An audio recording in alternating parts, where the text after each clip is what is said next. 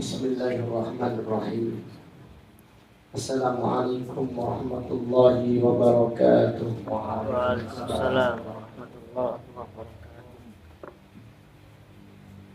Innal hamdalillah nahmaduhu wa nasta'inuhu wa nastaghfiruh wa na'udzu billahi min shururi anfusina wa min sayyiati a'malina. Man yahdihillahu fala mudilla lahu wa man yudlil fala hadiya lahu. وأشهد أن لا إله إلا الله وحده لا شريك له وأشهد أن محمدا عبده ورسوله. أما بعد فإن أصدق الحديث كتاب الله وخير الهدي هدي محمد صلى الله عليه وسلم وشر الأمور محدثاتها وكل محدثة بدعة وكل بدعة ضلالة وكل ضلالة في النار. اللهم فقهنا في الدين وعلمنا التأويل. اللهم إنا نسألك علما نافعا ورزقا طيبا وعملا متقبلا. اللهم إنا نعوذ بك من علم لا ينفع ومن قلب لا يخشع ومن نفس لا تشبع ومن دعوة لا يستجاب لها. Alhamdulillah, pada malam yang berbahagia ini, malam Senin tanggal 14 bulan Dzulhijjah tahun 1444 Hijriah, dengan izin Allah Ta'ala kita melanjutkan kembali kajian tafsir Al-Quran dari kitab ringkasan tafsir Al-Imam Ibnu Katsir rahimahullahu ta'ala rahmatan wasi'ah. Apabila hujan sedang turun, apa doa yang disunahkan? Allahumma sayyiban nafi'ah. Allahumma Sayyiban sayyiban nafi'ah. Jangan lupa, sebelum diingatkan tadi siapa yang sudah doa, saat dijawab di hati masing-masing, padahal ilmunya sudah tahu. Jadi apabila sedang hujan, sunnahnya membaca doa Allahumma sayyiban nafi'ah. Ya Allah, semoga hujan ini membawa manfaat. Jangan karena kita bukan petani, iya, tapi kita merasa tidak memerlukan hujan. Karena kita ada petani sehingga kita tidak memerlukan hujan. Apalagi sudah ada PDAM. Saya seperti itu. Setelah hujan, ini rahmat. Hujan ini sebagai rahmat atau bisa jadi sebagai adab. Jadi turunnya hujan bisa jadi sebagai rahmat dan bisa jadi sebagai adab. Apabila ada doa minta rahmat, bisa jadi hujan yang turun menjadi adab. Maka disunahkan membaca doa Allahumma sayyiban nafi'ah, atau kita membaca rahmah. Artinya ya Allah, semoga hujan ini adalah hujan yang membawa rahmat. Seperti itu. Jadi ini adalah salah satu sunnah Rasulullah Sallallahu Alaihi Wasallam yang kita hendaklah menghidupkannya di saat orang-orang melupakan sunnah Rasulullah Sallallahu Alaihi Wasallam. Pada malam ini kita akan mengkaji surat Al-Adiyat. Surat Al-Adiyat termasuk kumpulan surat-surat Makkiyah yang artinya diturunkan sebelum hijrah. Urutan suratnya nomor 100 dan ayatnya ada 11 ayat. A'udzu billahi minasy syaithanir rajim. Bismillahirrahmanirrahim. Wal 'adiyati dhabha fal muriyati qadha فالمغيرات صبحا فأثرن به نقعا فوسطن به جمعا إن الإنسان لربه لكنود وإنه على ذلك لشهيد وإنه لحب الخير لشديد أفلا يعلم إذا بعثر ما في القبور وحصل ما في الصدور إن ربهم بهم يومئذ لخبير.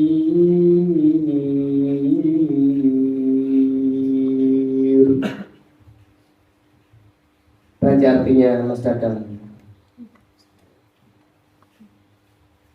Demi kuda perang yang berlari kencang dengan terengah-engah, dan kuda yang api dengan pukulan kuku kakinya, dan kuda yang menyerang dengan tiba-tiba di waktu pagi, maka ia menerbangkan debu dan menyerbu ke tengah-tengah kumpulan musuh.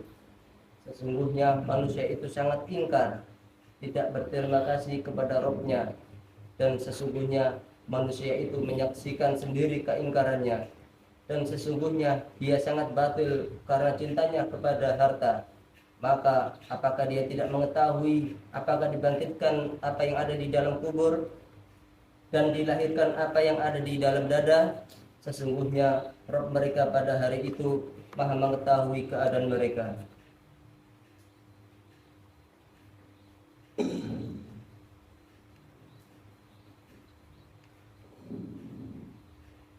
Marilah kita mempelajari ayat-ayat yang agung ini dan kita berdoa kepada Allah, semoga Allah memberikan kepada kita pemahaman yang benar, dan semoga Allah menambahkan iman kepada kita dengan membaca ayat-ayat Al-Quran.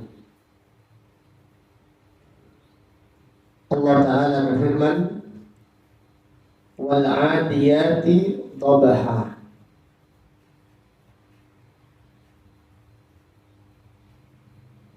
Demi kuda yang berlari di jalan Allah dengan kencang sehingga terdengar suaranya.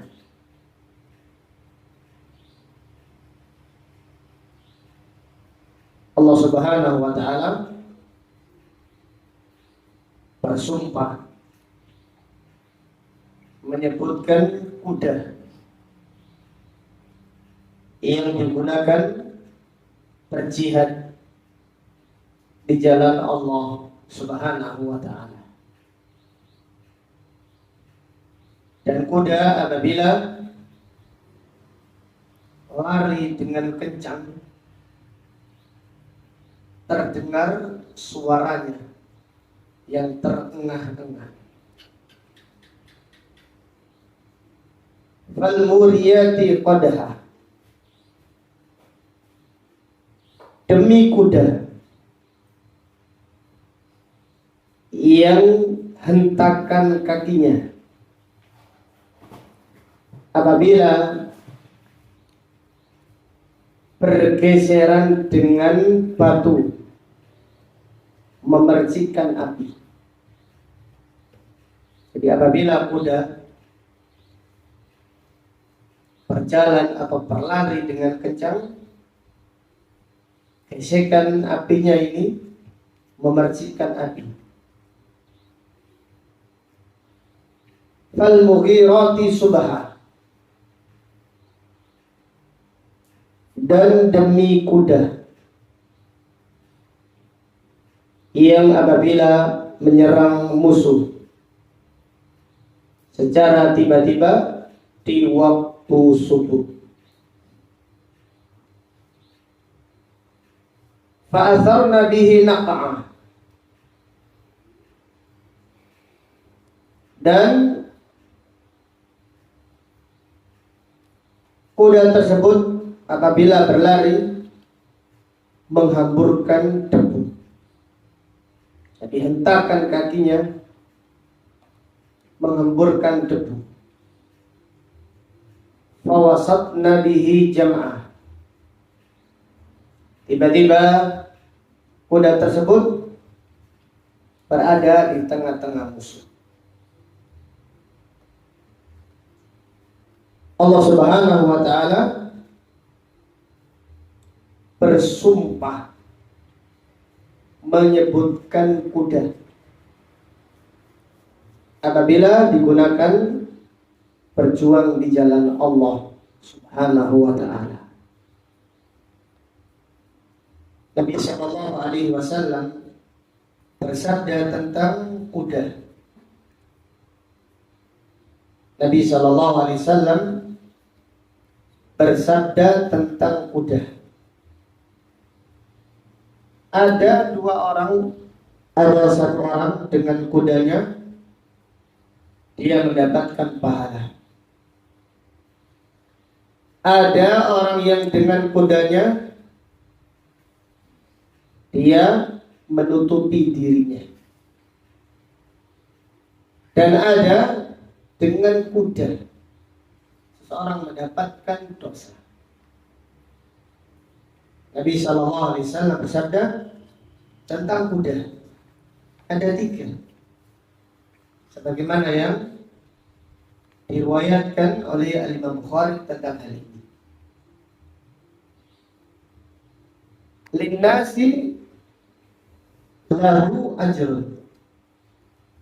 Jadi kuda mendatangkan pahala, yaitu apabila kuda digunakan berjihad di jalan Allah.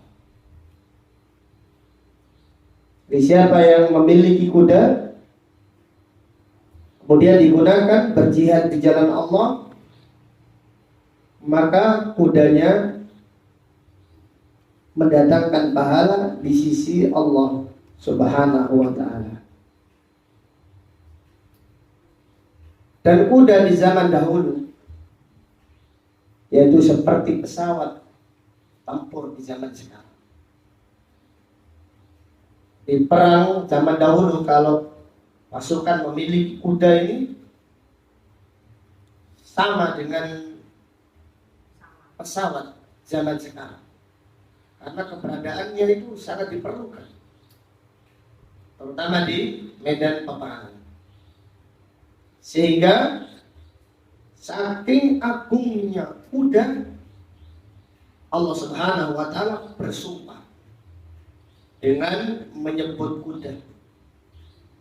Jadi kuda yang disebutkan pada ayat ini adalah kuda yang digunakan berjihad di jalan Allah. Sehingga di dalam hadis Nabi sallallahu alaihi wasallam bersabda, Jadi manusia terbagi menjadi 3 dalam urusan kuda.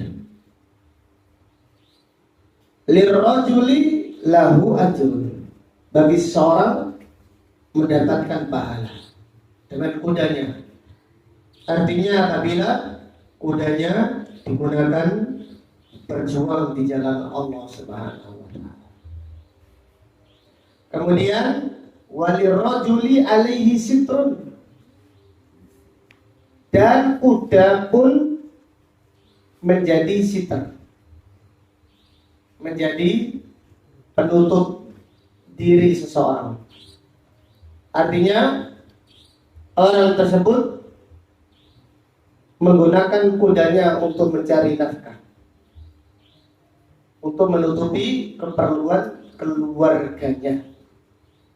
Maka kuda berfungsi untuk menutupi dirinya. Dan ada kuda yang kata Nabi SAW, ala rajuli wizrun. Bagi seseorang mendapatkan dosa, yaitu seseorang yang memiliki kuda untuk dipamerkan, untuk disombongkan, atau untuk memusuhi Islam, atau untuk memusuhi kaum muslimin, maka kuda yang dimilikinya mendatangkan dosa. Dan di dalam hadis Rasulullah SAW juga bersabda tentang kuda.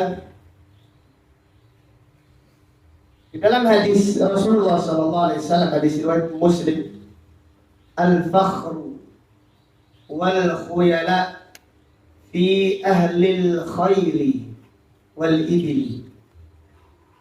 Kesombongan dan keangkuhan itu umumnya bagi pemilik onta dan pemilik kuda. Was-sakinatu fi ahlil ghanam. Dan ketenangan bagi pemilik kambing.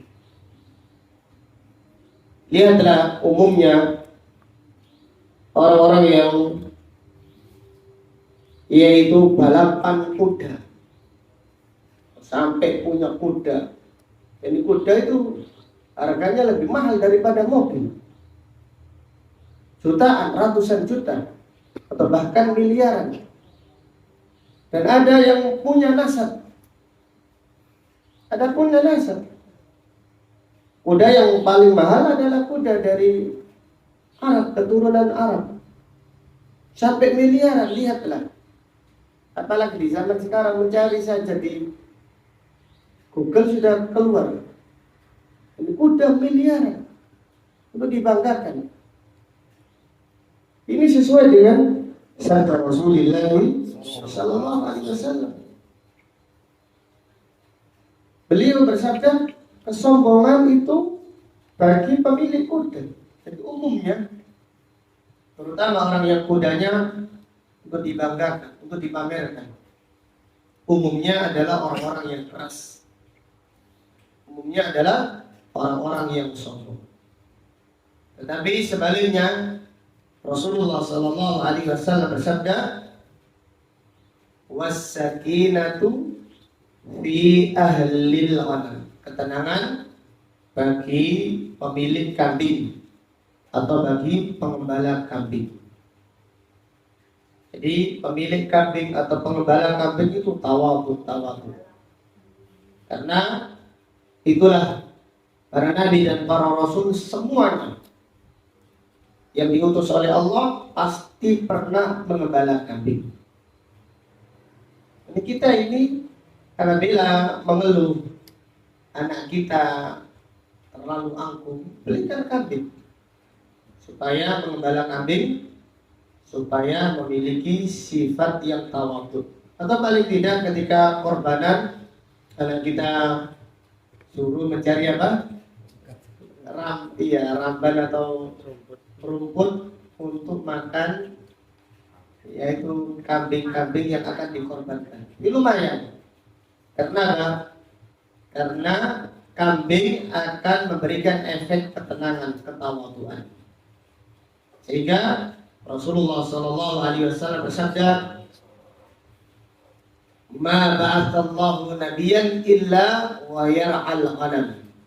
Tidaklah Allah Subhanahu wa taala mengutus para nabi dan para rasul kecuali pasti pernah mengembala kambing. Nabi Musa alaihissalam ketika menikah dengan seorang wanita dipersyaratkan mertuanya mengembala kambing. Berapa tahun? Berapa tahun? 10 tahun. Iya, Nabi Musa mengembala kambing 10 tahun. Bagus, Masya Allah Bang Ilyas. Tapi dipersyaratkan oleh mertuanya 8 tahun. Kalau mau 10 tahun silakan. Nabi Musa alaihissalam mengembala kambing 10 tahun. Demikian pula Nabi kita Nabi Muhammad Sallallahu Alaihi Wasallam ketika masih kecil beliau pernah mengembala kambing untuk membantu pamannya Abu Thalib. Jadi kesimpulannya, kuda mendatangkan pahala apabila digunakan berjuang apa? Di jalan Allah. Seperti halnya kendaraan mendatangkan pahala apabila digunakan berjuang di jalan Allah. Kemudian kuda menutup, yaitu seseorang, artinya menutupi keperluannya apabila digunakan untuk mencari apa? Nafkah. Kuda digunakan mencari nafkah. Contohnya yang ada di pasar itu dokar ya. Ya, kendaraan zaman dahulu untuk dokar atau untuk yang lainnya. Nah, ini kuda bisa menutupi kekurangan atau menutupi seseorang. Artinya menutupi kebutuhan hidupnya. Kemudian yang ketiga, kuda mendatangkan apa? Dosa. Apabila disombongkan, apabila dipamerkan. Apabila disombongkan dan dipamerkan, maka kuda mendatangkan dosa. Waliyadzubillah. Dan kuda yang disebut pada ayat ini adalah kuda yang digunakan berjuang di jalan Allah Subhanahu wa ta'ala. Kemudian ayat yang ke-6, Allah Subhanahu wa ta'ala berfirman, "Innal insana li rabbihi lakanud."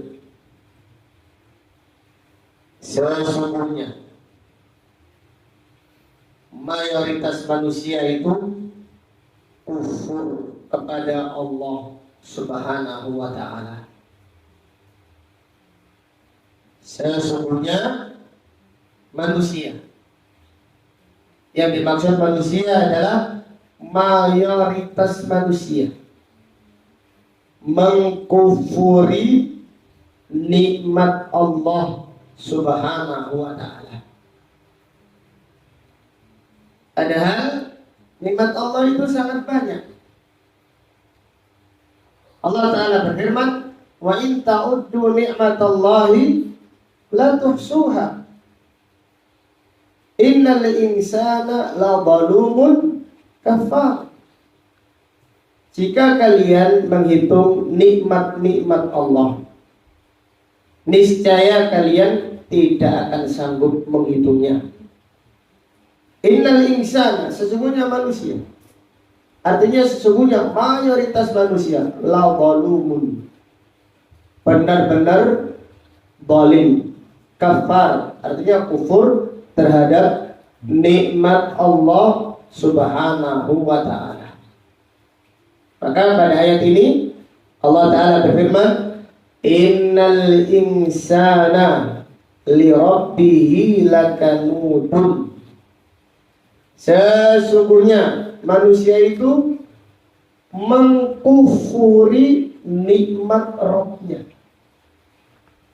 Hasan al-Basri rahimahullah menyebutkan tafsir yang sangat menakjubkan. Al-qanut ay huwa alladhi ya'uddul masaib wa yansa ni'amallahi alaihi. Al-qanut adalah orang yang menyebutkan musibahnya tapi melupakan kenikmatan Allah. Jadi mayoritas manusia itu seperti itu. Banyak keluh kesah. Seakan-akan dia ini adalah orang yang paling menderita di muka bumi. Tetapi kalau diberi kenikmatan lupa. Banyak keluh kesah. Innal insana li rabbih lakanud. Ay huwa alladhi ya'uddul masaib. Banyak meratapi nasibnya. Banyak sekali yaitu merasa menjadi orang yang paling menderita. Tetapi di sisi lain dia melupakan kenikmatan Allah Subhanahu wa taala. Jadi kalau kita berbicara tentang melupakan kenikmatan Allah, maka bisa jadi itu kita. Jangan melihat orang lain. Berapa banyak kenikmatan yang Allah berikan kepada kita? Apakah kita sudah mensyukurinya? Contohnya, kita sudah sholat isya. Apakah kita bersyukur kepada Allah? Alhamdulillah, saya sudah sholat isya. Ya Allah, saya minta sholat subuh. Ya Allah, saya minta sholat tahajud. Alhamdulillah, saya sudah sholat isya. Alhamdulillah, saya diberi kemudahan menghadiri majelis taklim. Maka kita ini sudah mensyukuri nikmat Allah. Alhamdulillah, hari ini saya diberi kesehatan. Kemarin saya sakit, saya tidak bisa apa-apa. Apakah kita ini sudah mensyukuri nikmat sehat? Apakah kita sudah mensyukuri nikmat makanan? Bahkan apakah kita sudah mensyukuri nikmat kita ini dibangunkan oleh Allah dari tidur kita? Kita mungkin mengucapkan Alhamdulillah alladzi ahyana ba'dama amatana wa ilaihi nusyur. Tapi rasa syukur itu kurang mendalam. Tapi kalau diberi musibah, Masya Allah, luar biasa menderitanya. Kayak menjadi manusia yang paling tersiksa di muka bumi. Itulah manusia. Innal insana li rabbihi lakanud. Melupakan kenikmatan Allah, kemudian meratapi musibah yang Allah berikan kepadanya. Jadi apabila diberi kenikmatan tidak bersyukur, apabila diberi musibah berkeluh kesah, tidak ridho dengan takdir Allah Subhanahu wa ta'ala. Itu mayoritas manusia. Nabi SAW bersabda, Inna Allah idza ahabba qauman ibtalahum faman radiya falahu ridha wa man sakhita falahu sukh. Allah apabila mencintai seseorang, Allah mengujinya. Apabila orang tersebut terridha dengan ujian dari Allah, Allah meridhoinya. Dan apabila dia tidak ridha dengan musibah dari Allah, Allah murka kepadanya. Jadi orang yang berkeluh kesah, orang yang tidak ridha dengan musibah yang Allah berikan kepadanya, dimurkai oleh Allah Subhanahu wa ta'ala. Maka mintalah kepada Allah agar Allah menganugerahkan kita sifat ridha dengan takdirnya. Nabi SAW bersabda atau beliau berdoa, wa as'aluka ridha ba'dal qada. Ya Allah, aku meminta ridha setelah ditakdirkan. Ya, apabila telah datang musibah, mintalah ridho kepada Allah. Jangan hanya minta kemudahan. Setiap orang yang ditimpa musibah pasti minta apa? Kemudahan, itu pasti. Orang sakit pasti minta sembuh. Tapi adakah orang yang sakit minta ridho dulu? Ya Allah, saya ridho dengan takdir. Ya Allah, Allahumma inni as'aluka ridha ba'dal qada. Setelah itu minta sembuh. Ini lebih ringan. Dan ini lebih cepat mendatangkan kesembuhan. Jadi orang ketika tertimpa musibah, yang ada di pikirannya keluar dari musibah, kapan keluarnya, malah lambat. Tapi kalau dia itu ridho dengan takdir Allah, ridho dan juga meminta kemudahan, bukan berarti ridho dan minta kesembuhan, enggak. Ridho dulu, kemudian minta kesembuhan. Kenapa? Karena musibah yang dialaminya itu pasti. Sedangkan kesembuhan yang diharapkannya belum pasti. Kesembuhan yang diharapkannya itu belum pasti. Maka supaya lebih meringankan penderitaan tadi, hendaklah kita ridho sekaligus kita minta kesembuhan, jadi kita ikhtiar. Demikian. Jadi itulah manusia. Allah Ta'ala berfirman, innal insana li rabbihi lakanud. Saya sungguhnya mayoritas manusia itu kufur nikmat dan keluh kesah apabila ditimpa musibah. Jadi orang itu kalau ditimpa musibah keluh kesah, sebaliknya kalau diberi kenikmatan pasti lupa. Orang itu kalau mendapat musibah menderita, keluh kesah, curhat kemana-mana, ngeluh kemana-mana. Ini kalau ditimpa musibah seperti itu, sebaliknya. Kalau diberi kenikmatan pasti lupa daratan. Nek wis sugih lali, ya kan kayak gitu. Kalau pepatah orang mengatakan nek wis enak lali, wis enak jadi ini apa? Lali. Naudzubillah.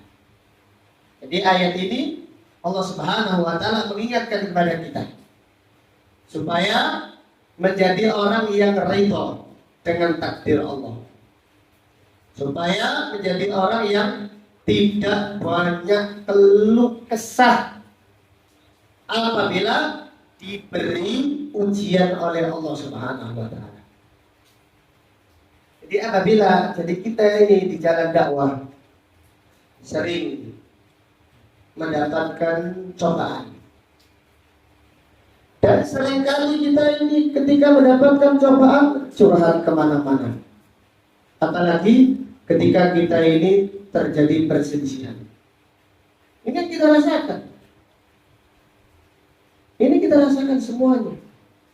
Apalagi ada perselisihan, kita curhat untuk menjatuhkan orang lain. Kita curhat, kita mengatakan bulan-bulan demikian. Padahal subhanallah, keluh kesah itu memperlambat datangnya pertolongan Allah. Keluh kesah itu memperlambat datangnya pertolongan Allah. Jadi Allah Subhanahu wa Ta'ala memberi pelajaran kepada kita tentang kisah Nabi Yusuf alaihissalam. Nabi Yusuf alaihissalam itu sudah dipenjara 7 tahun. Kemudian Nabi Yusuf pesan kepada temannya yang keluar, wahai fulan, sebutkan aku kepada rajamu bahwa saya masuk penjara ini terzalimi saya Yusuf alaihissalam terzalimi. Sebutkan kepada rajamu supaya saya ini cepat keluar. Allah Ta'ala berfirman, fa'angsahu syaitanu dzikra rabbih falabitha fis sijni bid'a sinin. Maka syaitan menjadikan temannya Nabi Yusuf tadi lupa menyebutkan ceritanya Nabi Yusuf kepada raja, sehingga Nabi Yusuf tinggal di penjara 7 tahun lagi. Allahu Akbar. Jadi kita ini membaca hadis ini baru ya Allah subhanallah. Ternyata ilmu itu bisa jadi sudah dibaca tapi belum merasa, belum dipahami benar. Kita ini banyak keluh kesah. Nabi SAW bersabda, rahimallahu Yusuf. Semoga Allah merahmati Nabi Yusuf alaihissalam. Laula al-kalimatul lati qalaha, kalau bukan karena kalimat yang diucapkannya, mala bisa visi jenis mana bisa, dia tidak tinggal di penjara selama itu. Ya kemungkinan dia akan keluar setelah 7 tahun. Tapi setelah ngomong malah ditambah berapa? 7 tahun. Jadi kita keluh kesahnya kepada siapa? Ya kepada Allah Subhanahu wa Ta'ala. Keluh kisah kita kepada siapa? Kepada Allah Subhanahu wa Ta'ala. Jadi apabila kita ditimpa musibah, 1, minta ridho. 2, minta pahala. Kemudian yang ketiga baru minta kemudahan. Jadi contohnya kita dicoba sakit, diare ya katanya, diare, tolong divirus, munting gitu, diare, iya. Apakah kita sudah minta ridho? Ya Allah, saya minta pahala. Ya Allah, saya ridho dengan takdirmu. Sudahkah? Kalau minta sembuh ya pasti. Namanya orang yang sakit ya pasti minta apa? Sembuh. Nah mungkin tidak, itu pasti. Orang sakit sekarang minta sembuh. Orang punya hutang minta apa? Minta lunas. Semua ya penderitaan ya pasti minta kemudahan. Tetapi sudahkah kita minta ridho? Sudahkah minta pahala? Padahal kalau minta 2 ini, yang ketiga dimudahkan. Jadi ada orang berdoa minta mudah saja, ya Allah sembuhkan saya, sembuhkan saya. Ya Allah sembuhkan saya. Di sini ada orang lain minta, ya Allah saya minta ridho, minta pahala, minta sembuh. Malah lebih cepat ini. Lebih cepat sembuhnya orang yang minta pahala dan minta ridho dengan apa? Takdir Allah Subhanahu wa Ta'ala. Ini pentingnya mempelajari ilmu agama. Supaya di saat kita musibah, ditimpa musibah, jangan banyak keluh kesah. Allah Ta'ala berfirman, ma asaba min musibatin illa biidznillah wa man yu'min billah yahdi qalbah. Tidak ada musibah yang menimpa siapapun juga kecuali dengan izin Allah. Siapa yang beriman kepada Allah, Allah akan memberi petunjuk hatinya. Artinya siapa yang mengetahui dan menyadari musibah itu semata-mata dari Allah, kemudian fayarda wa yusallim, lalu dia ridha dengan takdir Allah dan berserah diri kepada Allah Subhanahu wa Ta'ala. Jadi jangan langsung keluh kesah, jangan langsung keluh kesah, jangan langsung kita merasa menjadi orang yang paling menderita di muka bumi ini, naudzubillah. Tapi hendaklah kita ridho. Bahkan para ulama mengatakan orang yang beriman apabila level imannya itu naik, musibah yang dialaminya dianggap sebagai anugerah. Ini level yang sangat tinggi sekali. Orang yang beriman di level keimanannya yang meningkat, musibah yang dialaminya berubah menjadi anugerah. Maka dia mengucapkan alhamdulillahi ala kulli hal. Alhamdulillah atas segala keadaan. Demikian. Wallahu ta'ala a'lam. Kemudian Allah Ta'ala berfirman, Innal insana li rabbih lakanud wa innahu ala dzalika lasyahid. Wa innahu ala dzalika lasyahid. Ada dua makna. Wa innahu ala dzalika lasyahid. Sebagian ulama tafsir mengatakan wa innallaha ala dzalika lasyahid. Sesungguhnya Allah menyaksikan apa yang dilakukan hamba-hambanya, baik keluh kesahnya atau lupanya terhadap kenikmatan-kenikmatan Allah. Allah Maha mengetahui. Allah Maha menyaksikan apa yang dilakukan hamba-hambanya. Kemudian salah satu maknanya yang disebutkan di dalam terjemah wa innahu ala dzalika lasyahid. Dan manusia itu menjadi saksi atas perbuatannya sendiri. Ai bilisani halihi wa aqwalihi. Artinya dengan lisannya. Orang itu kelihatan keluh kesah dengan lisannya. Menjadi saksi. Orang itu menjadi saksi atas dirinya dengan ucapannya. Dia adalah orang yang ridha. Dia adalah orang yang baik dengan lisannya. Wa innahu ala dzalika lasyahid ay bi lisani halihi. Ya orang itu kelihatan keluh kesah, ya dengan lisannya. Ya apa nasib ini? Kepakit banget itu. Nasib ini. Banyak subhanallah keluh kesah. Banyak subhanallah, apalagi kita kalau melihat ucapan masyarakat awam. Alhamdulillah. Kayak mengucapkan sesuatu tidak takut. Tidak takut, yaitu dengan hukuman Allah Subhanahu wa Ta'ala. Dan bisa jadi ada malaikat yang lewat, kemudian mengamini ucapannya. Oh ya, ini potongan awak-awak ini bis, gak mungkin sukses. Subhanallah, ucapan ini bisa jadi ada malaikat lewat diamini, kemudian dikabulkan oleh Allah Subhanahu wa Ta'ala. Dan orang itu diijabahi sesuai dengan apa? Ucapannya. Jangan keluh kesah. Kita diberi musibah oleh Allah, jangan keluh kesah. Bangkit. Ucapan yang baik. Ucapan yang baik. Kasih musibah saja, keluh kesahnya luar biasa. Dan orang itu diijabahi oleh Allah. Jadi kalau kita mengumpulkan di dalam Al-Quran itu banyak sekali.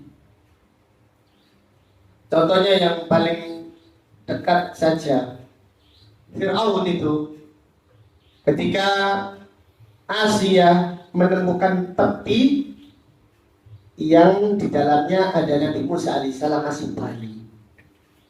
Asia itu berkata, "Qurratu ainin li walad," wahai Fir'aun, wahai suamiku. Anak ini penyejuk hatiku dan hatimu. Ini disebutkan oleh Allah di dalam Al-Quran. Wa qalat imra'atu fir'auna qurratu 'ainin li walad. Dan berkata istrinya Fir'aun kepada Fir'aun, anak ini penyejuk hatiku dan hatimu. Di dalam hadis Nabi SAW bersabda, Fir'aun menjawab, adapun kamu, iya. Adapun aku tidak.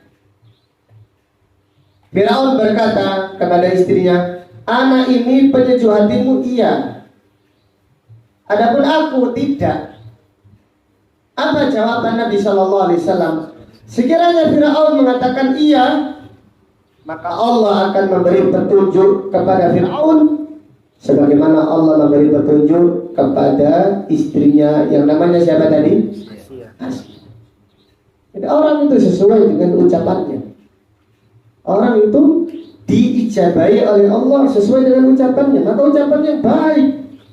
Jangan mengatakan, ya saya seperti ada dalam hadis yang diriwayatkan oleh Imam Bukhari. Nabi Shallallahu Alaihi Wasallam menjenguk orang Badui sakit. Orang Badui sakit, dijenguk Nabi Sallallahu Alaihi Wasallam. Kemudian Nabi Sallallahu Alaihi Wasallam berdoa, la ba'sa tahur insya Allah. Tidak mengapa, suci insya Allah. Badui negur Nabi Sallallahu Alaihi Wasallam, suci. Tahur, suci apa? Bal syaikhun, bal humma tahur. Ala syaikhin tuziruhul kubur. Orang Badui mengatakan suci. Ini demamku ini mendidih mengantarkan aku menuju kuburan. Nabi SAW mengatakan na'am idan. Iya kalau gitu.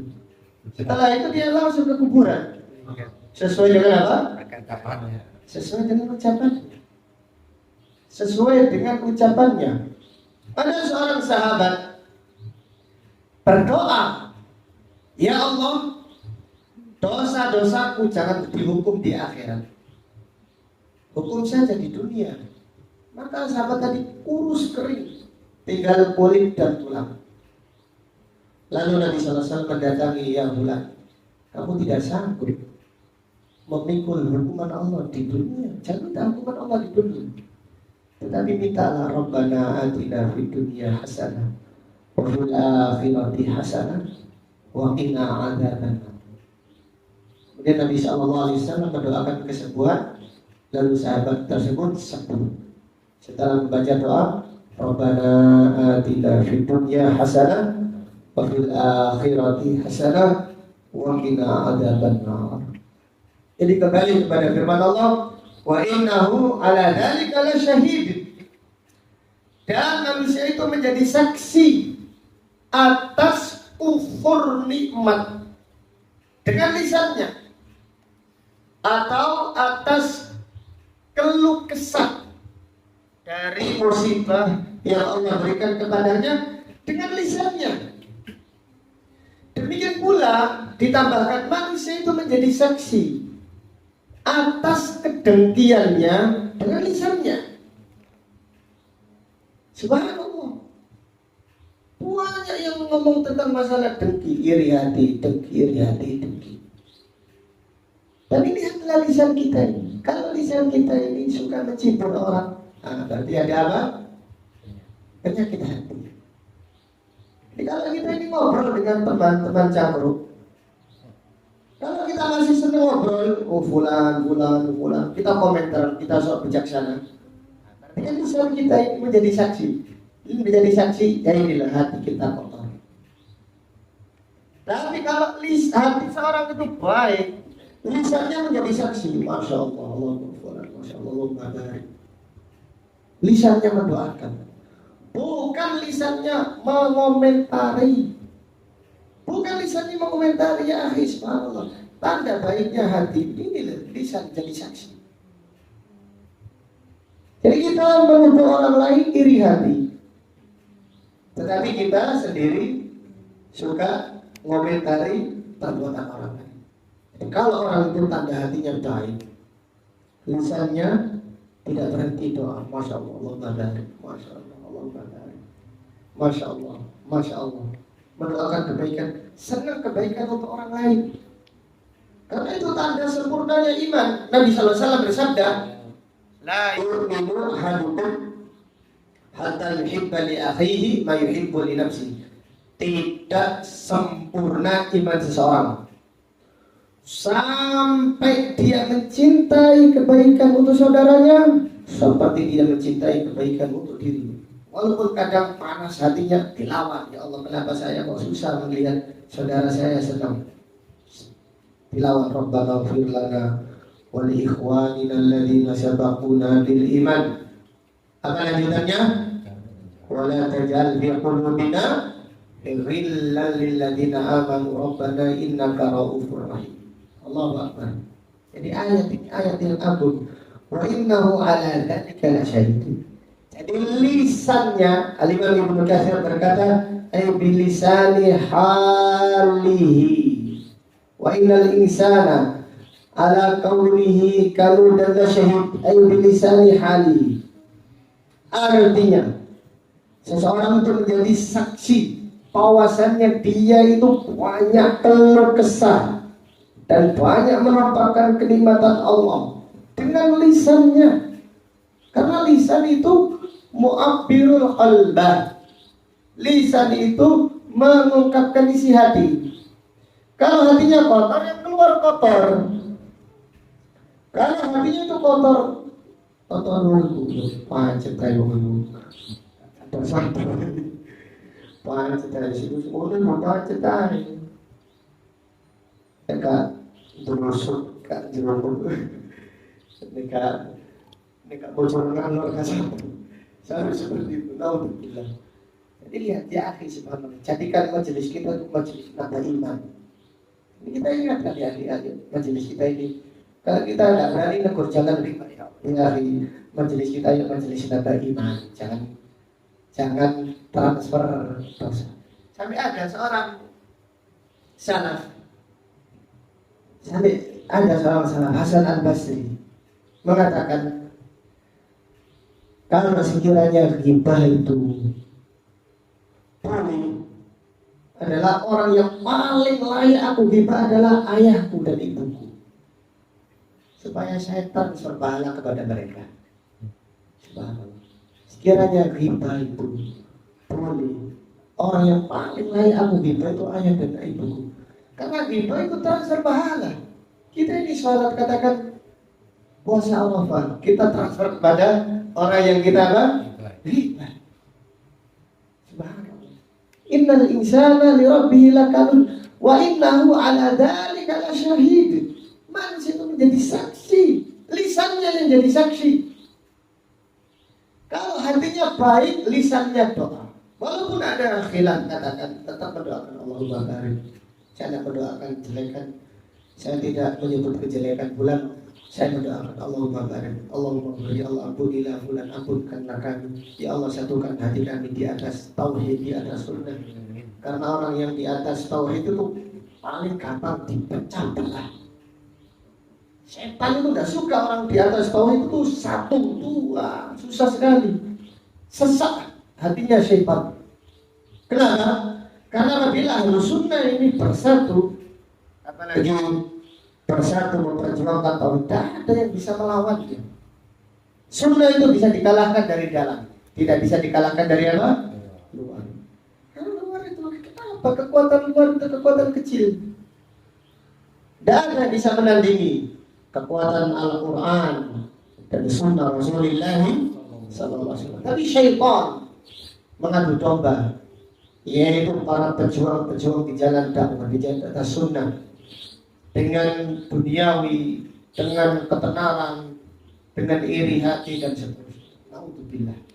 Maka al-ma'sum man asamahullah, orang yang dijaga adalah mereka yang dijaga oleh Allah Subhanahu wa ta'ala. Kembali kepada firman Allah, wa innahu ala dzalika lasyadid wa innahu yuhibbil khairi lasyadid. Dan sesungguhnya manusia itu sangat mencintai harta. Ai al-insana la bakhilun. Manusia itu sangat bakhil dan sangat mencintai harta. Jadi ini tabiat manusia, atau ini adalah tabiat mayoritas manusia. Qala Imam Ibnu Katsir, ay wa innahu li hubbil khair wa huwa al-mal. Manusia itu sangat mencintai harta. La syadid. Artinya benar-benar cinta harta. Wal makna sani wa innahu la harisun bakhilun min mahabbatil mal. Dan manusia itu benar-benar bakhil karena kecintaannya terhadap harta. Jadi apabila seorang itu sudah sangat mencintai harta, pasti akan muncul sifat bakhil. Naudzubillah. Apabila seorang itu sangat cinta harta, dia itu akan bakhil. bakhil dari membelanjakannya, dari mensedekahkannya untuk kebaikan, apalagi untuk di jalan Allah Subhanahu wa taala. Rasulullah sallallahu alaihi wasallam bersabda, "Iyyakum wal bukhl." Hati-hati dari penyakit bakhil. Fa inna ma ahlaka man kana qablakum al-bukhl. Karena yang menjadikan binasa umat-umat yang terdahulu adalah kebakhilan. Wa ayyuda'in adwa minal bukhl. Dan penyakit apa yang lebih membahayakan daripada kebakhilan? Ini adalah sifat yang berkelanjutan. Jadi orang itu kalau banyak keluh kesah, kemudian lupa kenikmatan Allah, kufur nikmat, keluh kesah, kemudian kufur nikmat, lisannya mengungkapkan keburukan hatinya, kemudian cinta dunia dan bakhil. Ini tabiat mayoritas manusia. Hubbud dunya wa karahiyatul maut, cinta dunia dan takut mati. Jadi orang itu kalau sudah berkumpul ini keluh kesah, lupa nikmat Allah, kemudian lisannya mengungkapkan kekotoran isi hatinya, kemudian cinta harta, dan apa tadi yang kelima apa? Bakhil. Naudzubillah. Ini 5 sifat yang tercela yang disebutkan oleh Allah Subhanahu wa taala pada ayat yang mulia ini. Kemudian Allah taala berfirman mengingatkan manusia supaya zuhud terhadap dunia, supaya mengejar akhirat, dan mengingatkan bahwasannya dunia ini ada batasannya. Jadi jadikan hidup kita ini mencari akhirat. Jangan seperti slogan di luar sana. Carilah dunia, jangan lupakan apa? Akhirat. Itu slogan yang menyesatkan. Carilah dunia, jangan lupakan apa? Akhirat. Subhanallah. Kaidah Al-Quran itu carilah akhirat, jangan lupa dunia. Kaidah Al-Quran itu carilah akhirat, jangan lupa dunia. Tapi kalau kaidah yang di luar sana adalah carilah dunia, jangan lupa akhirat. Subhanallah. Kembali. Seakan-akan dunia ini segala-galanya. Padahal dunia ini tidak senilai sayap nyamuk di sisi Allah Subhanahu wa ta'ala. Allah Ta'ala berfirman, "Afala ya'lamu idza bu'thira ma fil qubur." Apakah manusia yang bakhil, apakah manusia yang cinta dunia, yang banyak keluh kesah, yang kufur nikmat, yang lisannya kotor, tidak sadar, tidak mengetahui apabila orang-orang yang telah mati dikeluarkan dari kubur? Apakah dia tidak sadar? Jadi apakah kita di dalam hidup ini tidak pernah ingat kita nanti akan dalam keadaan sakaratul maut? Tidak pernah ingat sama sekali kita. Kita ingat senang-senang untuk hidup selama-lamanya. Apakah kita tidak ingat hidup kita ini ada batasannya? Subhanallah. Nabi SAW pernah menggambar hidup, kemudian angan-angan. Subhanallah. Jadi ternyata ajal seseorang itu tiba, angan-angannya itu masih buahnya. Artinya apa? Berarti manusia itu lupa kalau dia itu ada ajalnya. Perbanyak ingat kematian. Mengingat kematian itu tidak mengurangi apa? Umur. Apakah kita takut mengatakan pada istri kita, barangkali saya meninggal dunia, tolong jaga anak-anak. terutama akidahnya, tauhidnya, sunnahnya. Istri kata mau ngomong mas balik wasiat saja. Itu karena banyak khurafat, banyak melihat sinetron apa? Ada rahasia ilahi. Subhanallah, para salaf setiap malam berwasiat kepada istrinya, wahai anakku, kalau bapak berwasiat untuk bertakwa kepada Allah. Bapak berwasiat supaya kalian istiqamah di atas tauhid. Barangkali bapak nanti tidak bangun lagi. Setiap malam berwasiat demikian. Allah.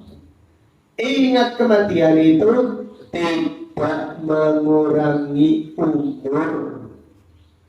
Jadi ingat kematian itu malah memberkahi umur, menjadikan orang itu sadar mau maksiat gak jadi, mau malas-malasan gak jadi, mau bolos ngaji gak jadi, karena ingat apa? Mati. Kalau eling karapan terus melembur terus. Iya. Ingat kematian, subhanallah. Maka Allah mengingatkan, afala ya'lamu idza bu'thira ma fil qubur. Kemudian yang ke-10, wa husila ma fis sudur. Ini subhanallah. Apa yang ada di dalam hati akan dibongkar semuanya pada hari kiamat. Yang di dunia pamrih kelihatan ikhlas, dibongkar semuanya nanti pada hari kiamat. Yang di dunia kelihatannya bagaimana, dibongkar subhanallah.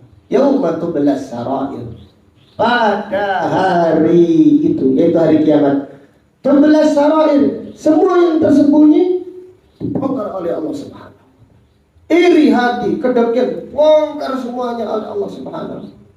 Dosa-dosa yang dilakukan secara sembunyi-sembunyi, yang belum bertobat, dibongkar oleh Allah Subhanahu wa taala. Naudzubillah. Wa husila ma fis sudur.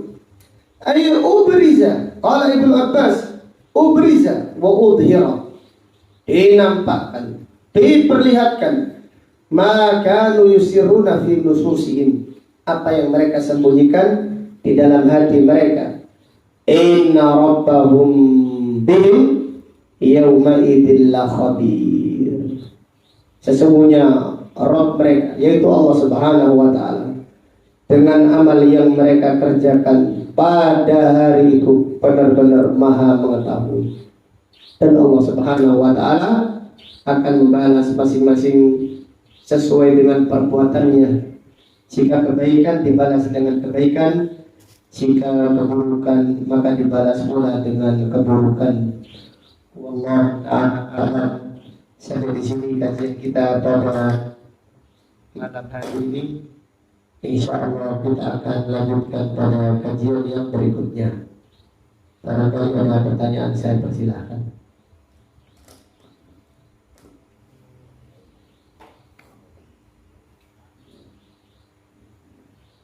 Monggo ada pertanyaan atau pertanyaan sambil santai-santai saja. Barakallahu fikum. Marilah kita tutup dengan doa kafaratul majlis. Subhanaka Allahumma bihamdika asyhadu an la ilaha illa anta astaghfiruka wa atubu ilaik.